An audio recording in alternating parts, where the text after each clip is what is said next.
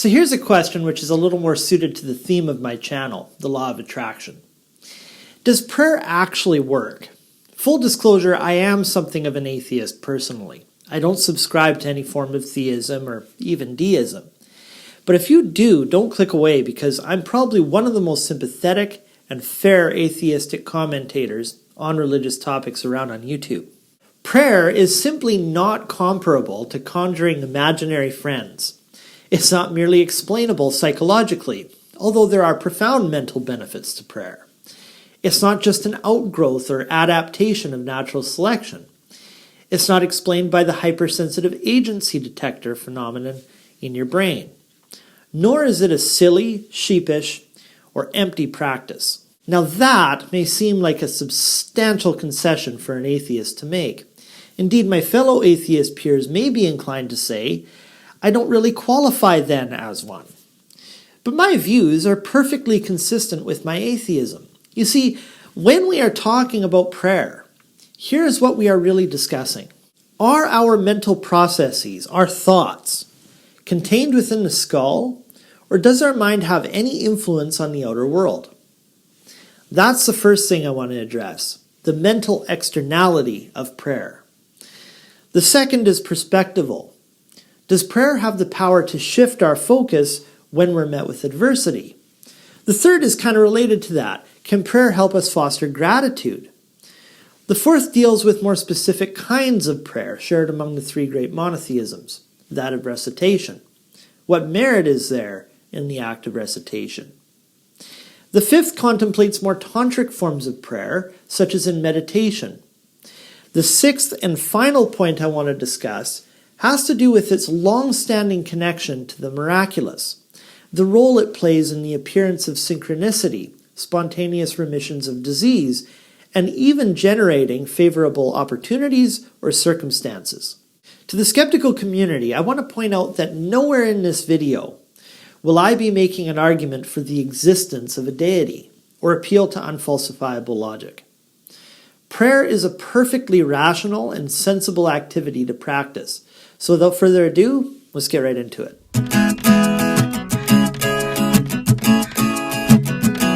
Hey good people, I'm Derek London. Thanks for checking out my channel. Around here we talk about everything law of attraction. We discuss a lot about the psychological, scientific, and rational basis for subscribing to this philosophy of mine. And in fact, if your reality could stand some change for the better, you have only to start there, with your mind. Hit that subscribe button and settle in, because your life will never be the same. Hey everyone, thanks as always for tuning in. So before we get into the 6 main points, I want to just briefly engage the main objection you will hear to the efficacy or utility of prayer.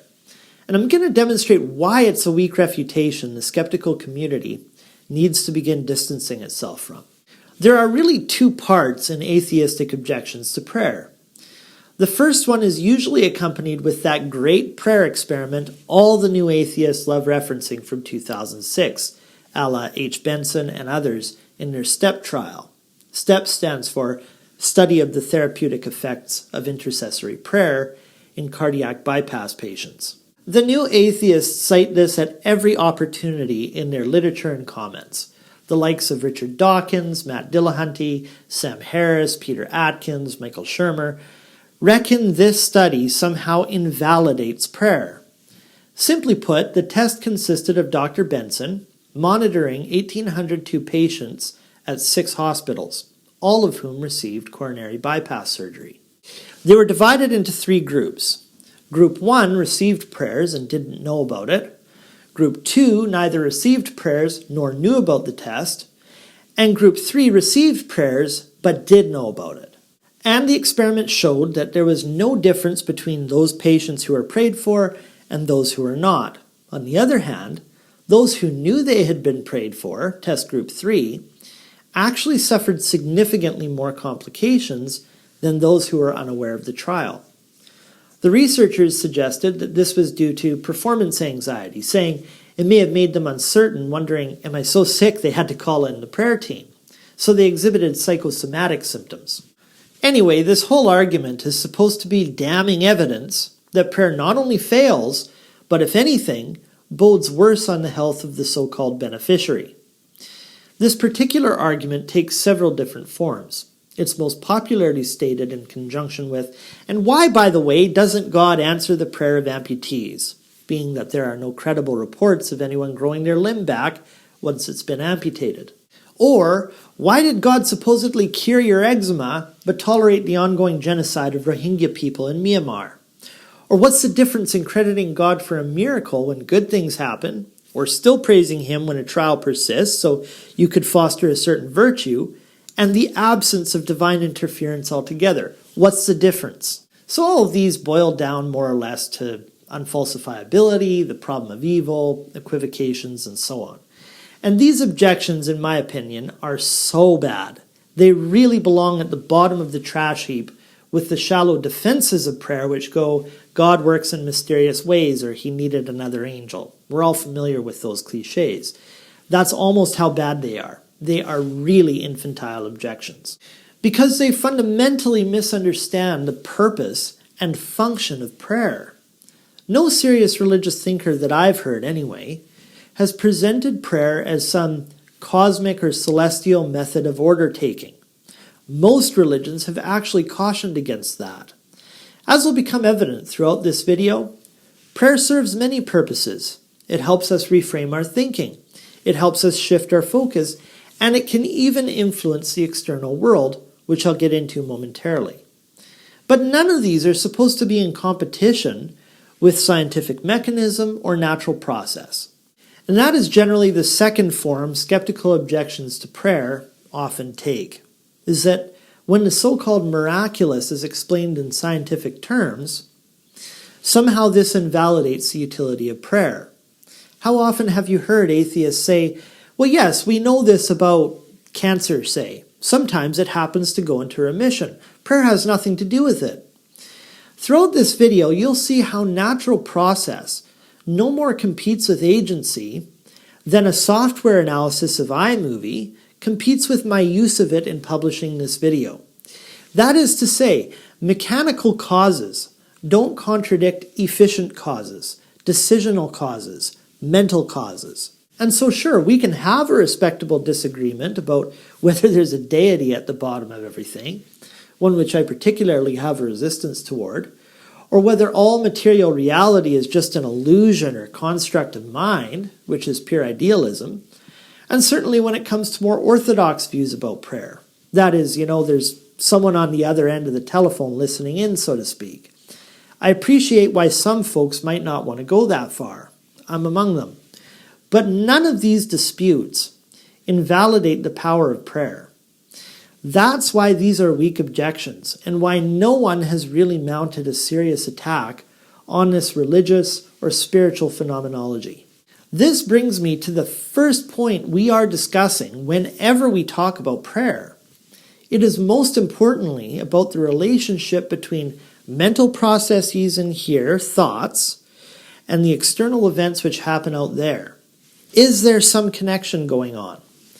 Or is mind, the brain in action as a materialist would have it, limited and confined inside the skull, or what is going on within this bag of skin we occupy?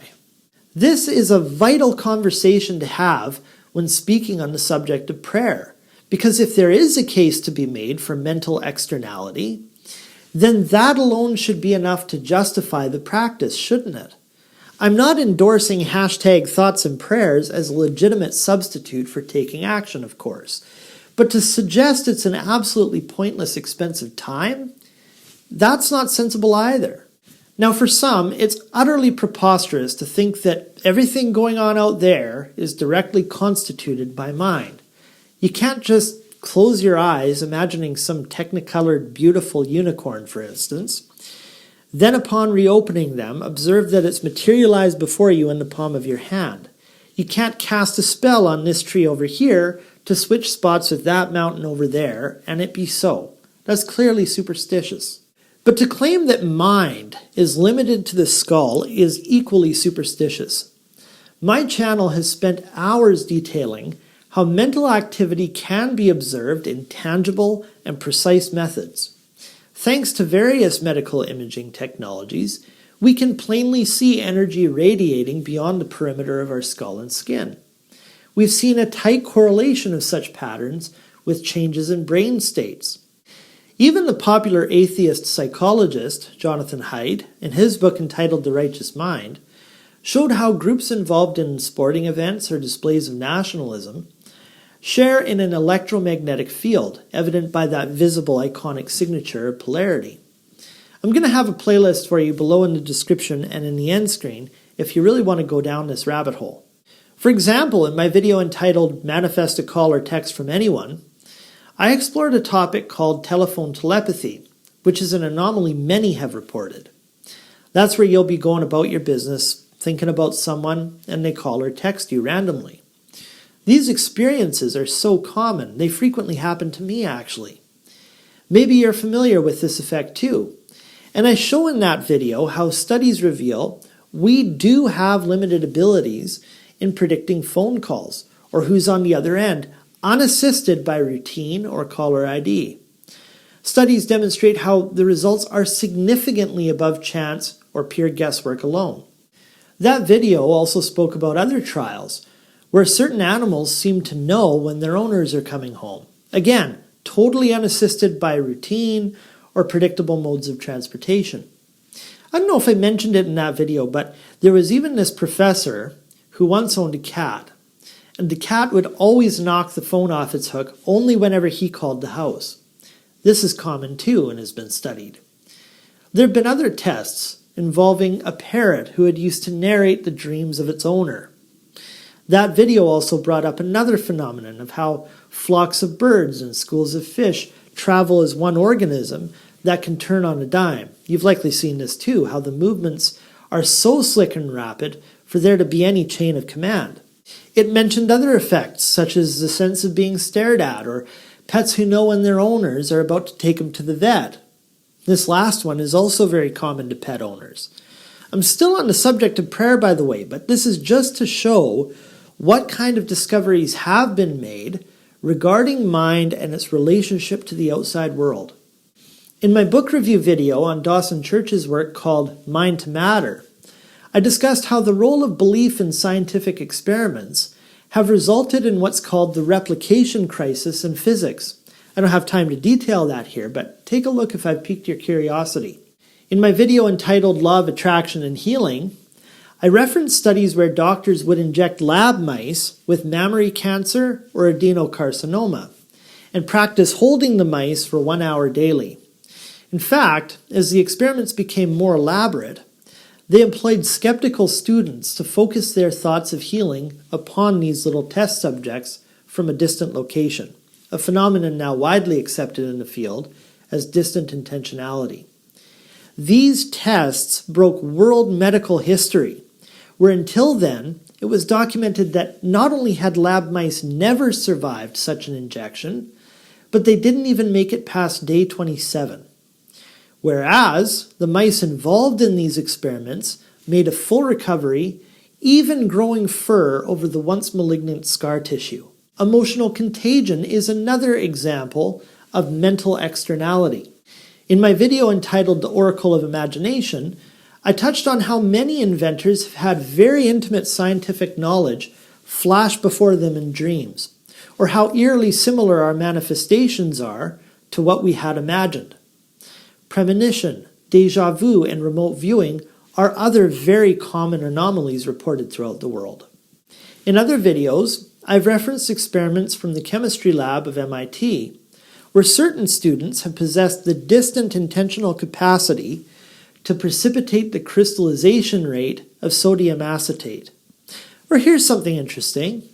There's even a nifty trial you can conduct from your own home involving a Geiger counter and a common smoke detector containing an americium-241 disc, where through pure intentionality, you can affect the decay rate of radioactive substances. Now this is significant because the decay rate of radioactive substances is one of the 4 fundamental forces in physics, immune to high temperatures, strong acids, massive electromagnetic fields, and extreme pressure. In another of my videos called The Power of Intention, I referenced an experiment involving freshly hatched chicks. Now, typically upon hatching, chicks imprint on whatever moving objects are around. In the absence of their mother hen, they imprint on humans, other animals, and in this case, a robotic random event generator. One French researcher documented the undirected movements of this event generator within an open arena. He then permitted the chicks to follow and attach to it. Subsequently, he caged and set the chicks off to one side of the gymnasium. And the chicks actually exerted dramatic and visible influence over the movements of the robot to be nearer to them. This sort of thing has similarly been tested with humans and random number generators also. In another book review video I made on Norman Doidge's work called The Brain That Changes Itself, I gave evidence for how activity within the brain, mind, can redirect, rewire, and reprogram the brain autonomously.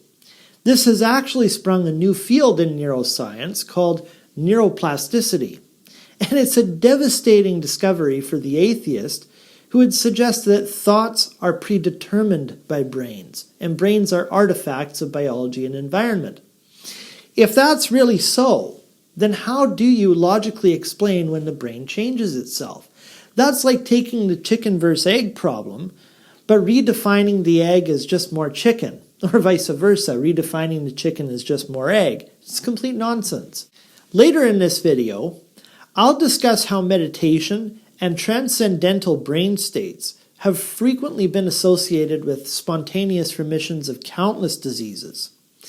This concept of mind being radial in nature, exhibiting substantive and measurable effects on material reality. It's not spooky, credulous, wishful, deluded, spurious, or unscientific.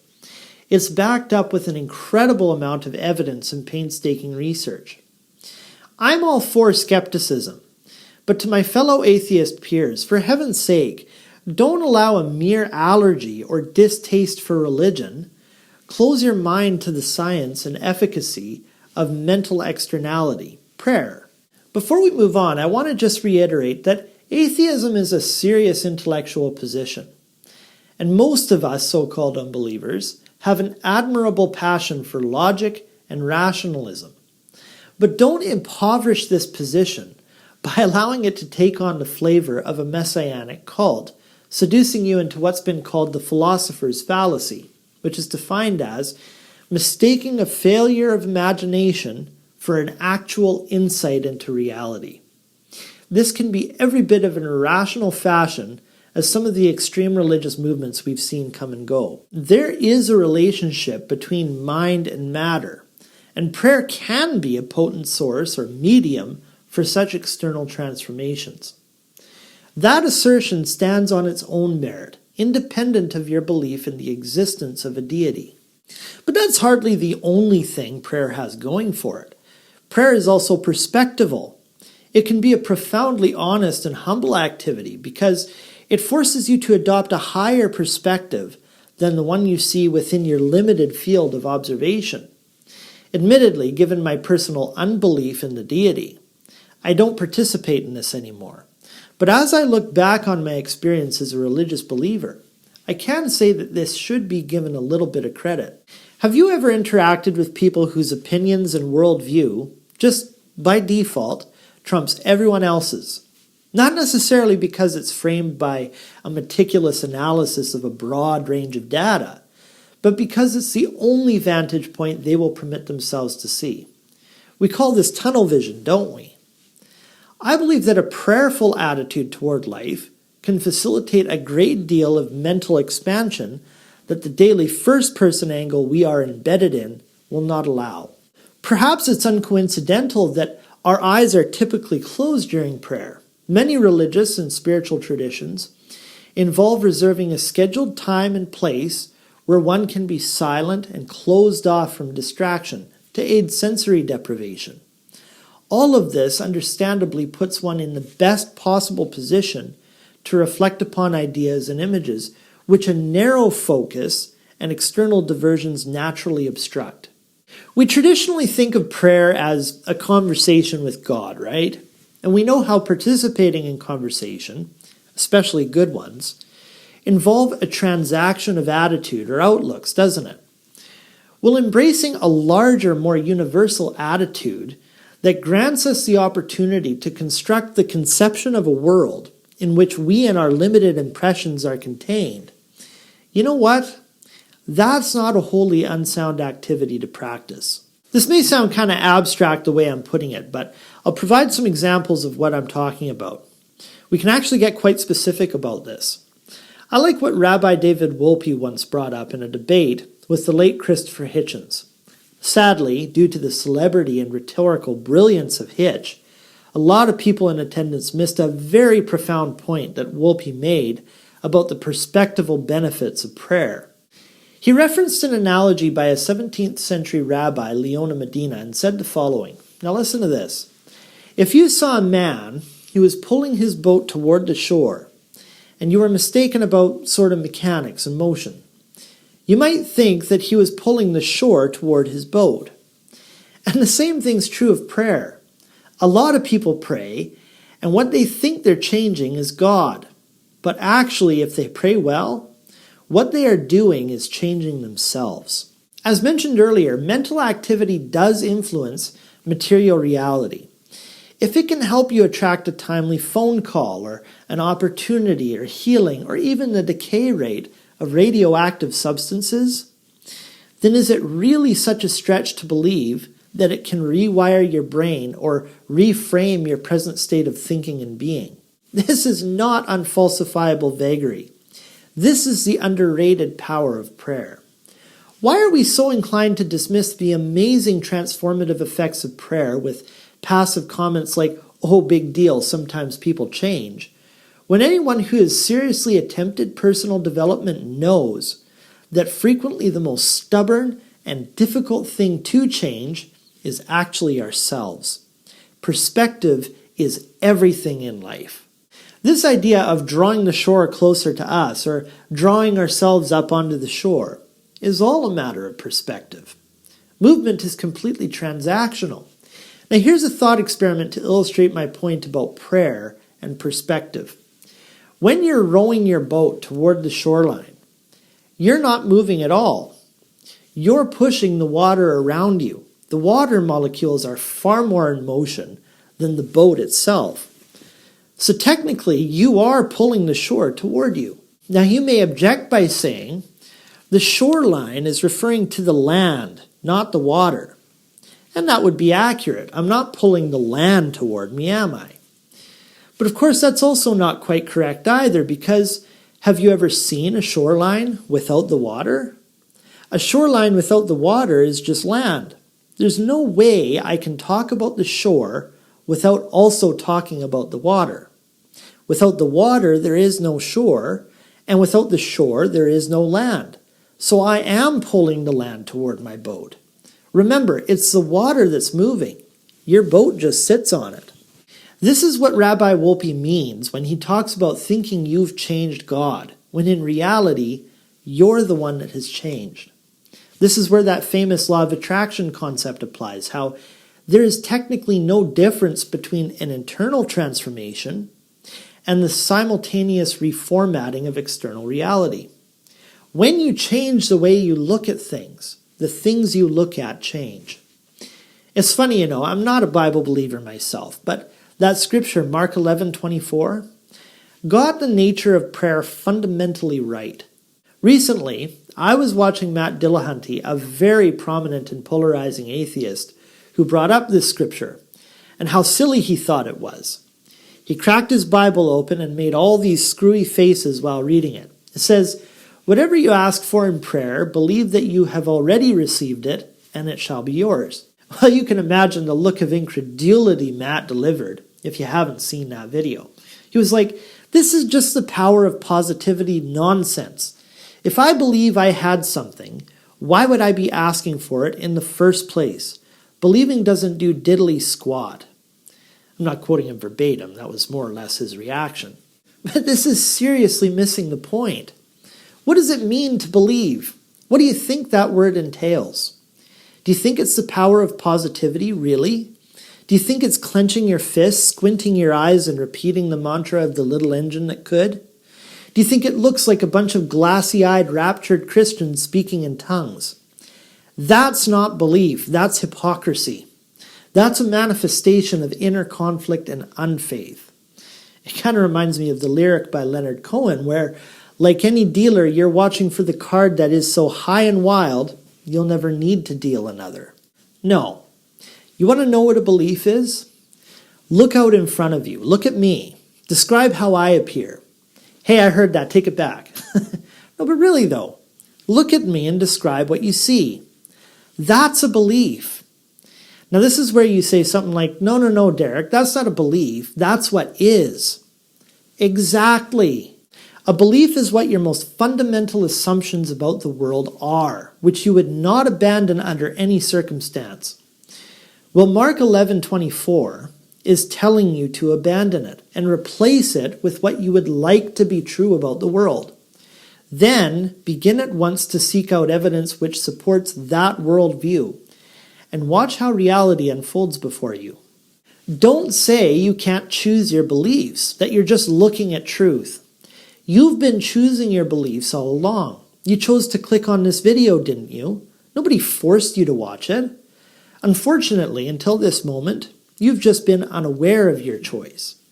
A regular regimen of prayer can help broaden your perspective. Begin to look at reality the way I demonstrated a minute ago, with the analogy of drawing the shore toward your boat. Stop being predictable, thinking that we are pulling ourselves toward the shore. What a drag! Optically, it's the exact same thing. Qualitatively, though, it's galaxies apart. Rowing yourself against troubling waters to a rocky beach is exhausting. Drawing the world toward your boat is inspiring and godlike. It's like lassoing the moon. Prayer helps you to do this with your most fundamental perspectives and beliefs. Tell me, is the man writing in his room or on his porch? Is the mask concave or convex? Are the plates upside down or are they right side up? There's no right or wrong way of looking at these pictures. Qualitatively, however, there are huge distinctions, because who the hell wants to eat off of upside down plates? This is what asking, believing, and receiving, spoken of in Mark 11 verse 24, is all about. Whose interpretation do you prefer, Dillahunty's or mine? Matt Dillahunty didn't suddenly become wise with understanding when he abandoned his faith and became a skeptic. In my opinion, he merely traded one cup of Kool-Aid for another. This way of living is not delusional. It's not wishful or naive. Remember, you can always choose to see the plates upside down again. But why would you want to? Life is one big illusion. Here's something to think about.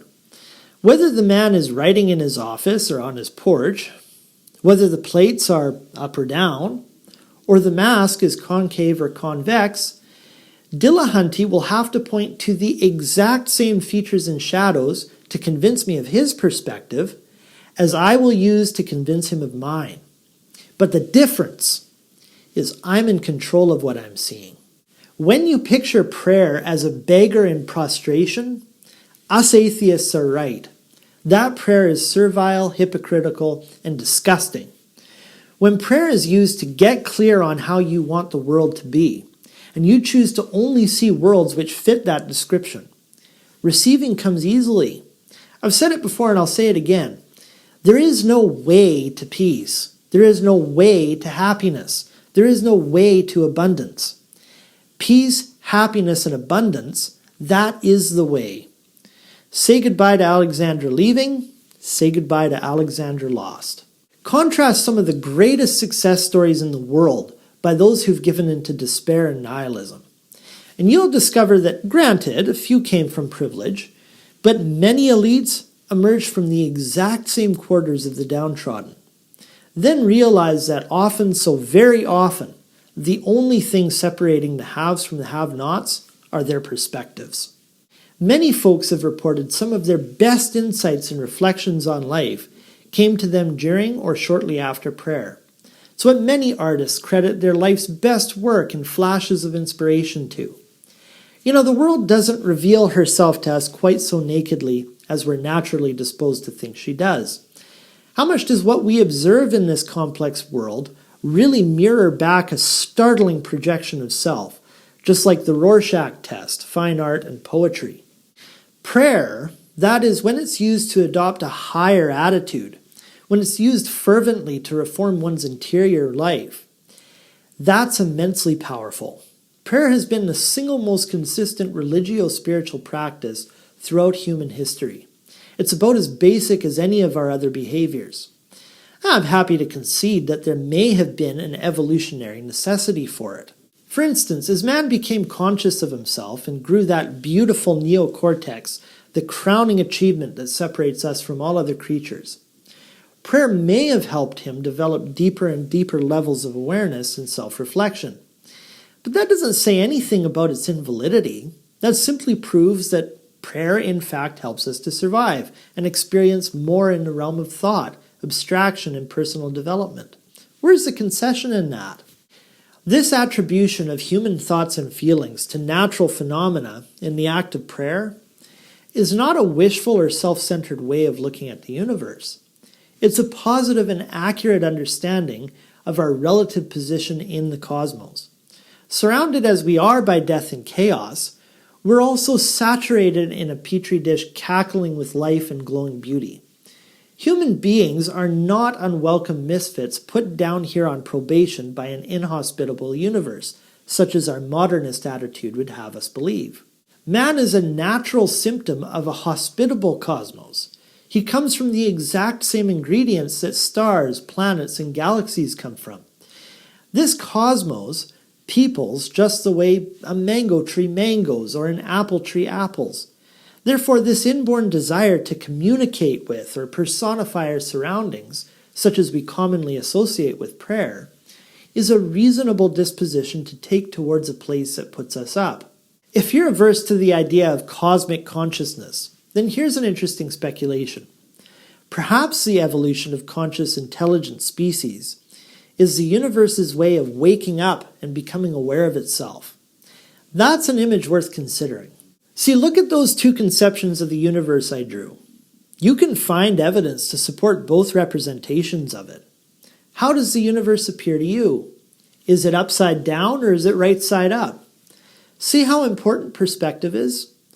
What we observe is not nature herself, but nature subject to our methods of portraying her.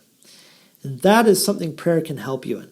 Which leads me to another facet of this perspectival idea I'm putting forward. It's no coincidence that prayer in many traditions, again shared by all the three great monotheisms, attends the consumption of a meal. Some do it before, others do it after, but throughout history, prayer has overwhelmingly functioned as an offering of gratitude. I don't consider myself an atavist or one who romanticizes the past, but you have to think about what is lost when a culture dispenses with prayers of gratitude or blessing over a meal as a kind of outdated or impractical ceremony. I was just reading an article, in fact, on how gratitude even aids digestion. Something you may want to look into when you have a little spare time is what's called the gut-brain connection. Researchers estimate that 90% of the body's production of serotonin is in the digestive tract, not the brain. Typically, studies comment on how rebalancing your gut microbiome leads to positive changes in your brain chemistry. But several sources I read suggest that this is not just a bottom-up relationship. The gut-brain axis is a two-way street. I'm going to read an excerpt from an article I found on harvestmarketnaturalfoods.com. It says this: it's pretty straightforward. Thankfulness decreases stress almost instantaneously, and your stress levels directly impact your digestive functions. Mental strain can affect digestion and even the speed at which food moves through your body. This is why many people with extreme chronic stress, even if they eat plenty of fiber, find themselves suffering from diarrhea or constipation. Stress can also affect the absorption of nutrients from food. You can eat all the kale and collards you want, but you won't be reaping the maximum nutritional benefits if your body isn't properly absorbing them. On the other hand, feelings of gratitude activate the parasympathetic nervous system, which is part of the involuntary nervous system that serves to slow the heart rate, increase intestinal and glandular activity, and is responsible for creating equilibrium in the body, including the secretion of digestive enzymes that help you take advantage of the nutrients of your food. Perhaps this is why most cultures have a traditional practice of taking a moment for gratitude before eating a meal, either as a prayer of thanks or a simple meditative acknowledgement. There are many psychological benefits of saying grace." End quote. Throughout religious literature, there are reams of prayers. I would wager the majority of them devoted to gratitude. So again, I ask, does prayer work? You be the judge. Contrary to that great prayer experiment I cited earlier, the one atheists love trotting out, supposedly undermining the efficacy of prayer, that doesn't follow at all. No serious religious believer I know genuinely feels that a couple of casual prayers are going to solve any medical issues. Jesus, nobody ever said a couple of prayers would cure your IBS. But as this study reveals, there's a huge correlation between the simple habit of saying grace before a meal and metabolic health. As we carry on, you're going to see how this relates to transcendent anomaly and reports of countless diseases going into spontaneous remission too. This sort of thing just can't be dismissed with trite, condescending remarks like, "Oh, well, certain diseases do tend to go into remission from time to time." How often have you heard people like Shermer, Harris, and Dillahunty say stuff like that? Spontaneous remission has permeated religious literature virtually since its inception. Now, it's true that charlatans have exploited it from time to time, but the role of prayer in spontaneous remission and recovery is something that can be studied and is hardly quackery or pseudo-medicine.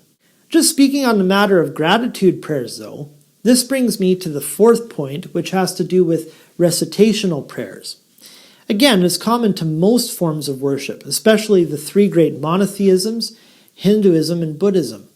We're all familiar with the Lord's Prayer, the Rosary, the Sujud, prayers from the Siddur, and so on. While Jesus was right to warn his audience prior to his model prayer that it should not become some meaningless incantation, we're all well aware of how powerful repetition and affirmation is.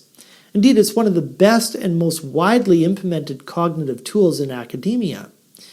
Recitation focuses the mind. Here's a simple example.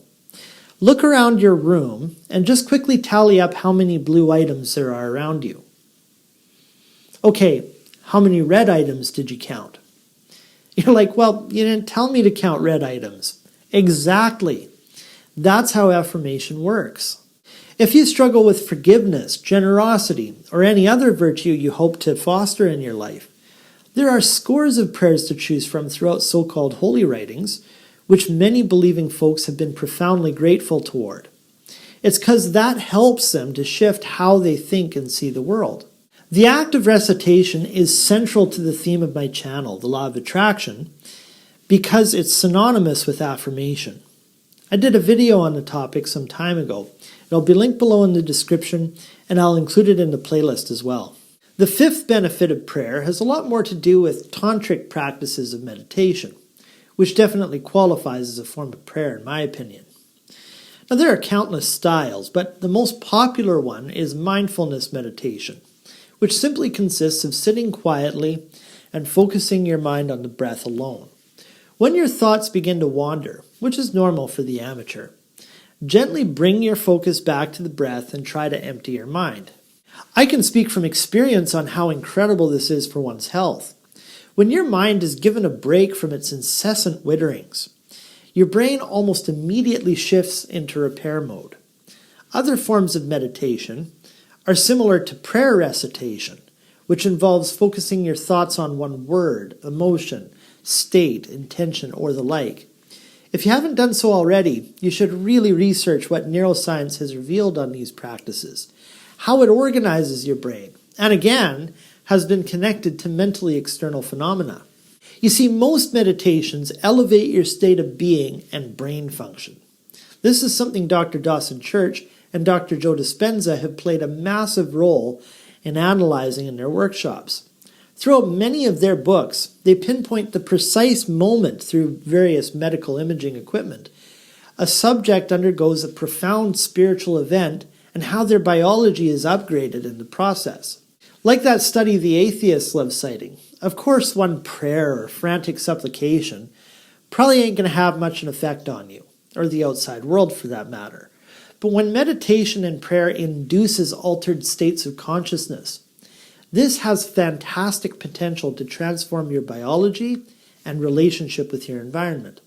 And that's where you hear about these transcendental episodes, synchronicity, spontaneous remissions, and wonderful manifestations of goals or opportunities. Alas, here's what brings me to my sixth and final benefit of prayer. I touched on synchronicity throughout this video when speaking about mental externality. But if you want to learn a little more, you can watch a video I released some time ago which talks about coincidences that are so far beyond just mathematically probable occurrences. And the efficient cause, that is the agent or the mental cause, as opposed to the mechanical one, has far more explanatory value. In that work, I also mused on the topic of numerology. In my opinion, I believe numerology is far better explained by what I said on the perspectival significance of prayer. But look into that work if you want to hear about synchronicity. You can find it linked below in the description and in the playlist. In closing, let's talk about spontaneous remission of diseases, which have been so connected to religious phenomena. Casual prayer, as stated, will never do much for your ailments. But if you'd like an interesting example of the kind of meditations and prayers that have been associated with healing, I did a video entitled A Story of Healing, which recounts the story of Anna Willems. The point of referencing this story is simply to show what's involved in reclaiming one's health. These stories are so common in the medical literature, but due to this fashion of materialism dominating the mainstream, of course you will have to veer away from skeptical sources to look into these case studies. But the research has been overwhelming, and they'll show you what is happening in the brain when these mystical experiences bring on remissions of cancer, lupus, Parkinson's, paralysis, severe eczema, PTSD, and countless other ills. Something I find so comical in that great prayer experiment is that the third group did experience negative psychosomatic symptoms. That was the test group who knew they were being prayed for. So the atheists will never disagree that negative mental states impact our physiology. Well, why is it such a leap to believe a certain quality of prayer centered on gratitude, peace, abundance, forgiveness, and generosity could manifest positive psychosomatic symptoms of health and prosperity? So the H. Benson study hardly disproved anything. I suppose all it demonstrated are which prayers don't work. In other videos, I've commented on research that has been conducted into the effect that peace-gathering projects have on reducing rates of crime, violence, wildfires, vehicle collisions and fatalities, terrorism, war deaths, and in fact, they've even spurred economic growth. In my video on the futility of panic, I referenced Princeton University's Global Consciousness Project, which revealed that during the unfolding of events on September 11th, scientists were collecting data over the internet from more than 40 devices around the world. The dramatic change in pattern right after the event caused them to determine that the collective emotional response of people's outpouring was enough that it could actually be measured in the Earth's magnetic field. Now, if we're all tied into the Earth's magnetic field, is it such a stretch to think that our bodies and environments could be transformed through profound moments of prayer? Furthermore, does it at all imply that the apparently miraculous is contrary to a naturalistic accounting of such happenings? When religious people speak of miracles resulting from prayer, they're not necessarily saying the cause was beyond scientific explanation. I would predict that religious folks who believe science is in competition with miracles are likely quite in the minority. So there it is. I've shown how prayer does work and can be a wonderful practice. Nowhere in this video have I suggested prayer necessitates the belief in a deity. although I can appreciate why some do. And nowhere have I reduced it to psychology, evolution, or behaviorism.